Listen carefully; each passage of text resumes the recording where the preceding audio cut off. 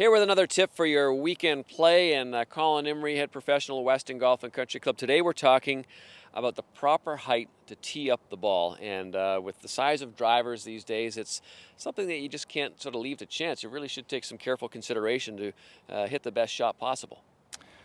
Swinging the golf club, Bob, is a challenge in itself. You know, you want to give yourself every opportunity for success. I see a lot of players with incorrect tee height, so they're kind of behind the eight ball before we even start. The onset of larger headed drivers, people tend to tee the golf ball a little bit too high. And, you know, I think it's good to catch the golf ball on the upswing, but when you tee the golf ball too high, it actually leads to some poor swing habits. You know, you really have to create almost an artificial angle of ascent, which leaves some weight on the back foot, promotes some poor impact angles, that sort of thing. So I think a little bit on the upswing is great. Having the golf ball sort of sit just above half the golf ball, or the equator just above the top of the crown of the club, is good for most players. When you're really under the gun and you have to hit the fairway, I think teeing the golf ball actually a little bit lower. And these new drivers are designed to get the golf ball up in the air, and I think you'd be surprised if you practiced a little bit at how low you can actually tee the golf ball with the driver these days and still promote the correct ball flight.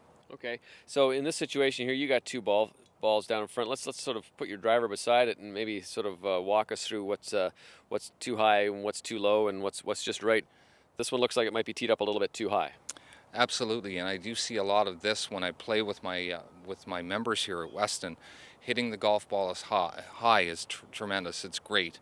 Your longest shots are going to be your highest. There's no question, but too much is as bad as not enough, Bob. And I think when you tee the golf ball too high, it promotes some bad swing habits. You almost have to scoop the golf ball to get it up in the air, leave more weight sort of on your back foot. You don't get to cover the golf ball as much, and this will probably limit distance more than anything else. Okay. I think example number 2 here, this is probably a little bit lower than what people are accustomed to, but I know when I really have to hit the fairway when I'm under the gun, I think teeing the golf ball a little bit lower than what you're comfortable with promotes straighter shots. And with the onset of these new larger heads, it's really surprising how high you can hit the golf ball when it's teed a little bit lower.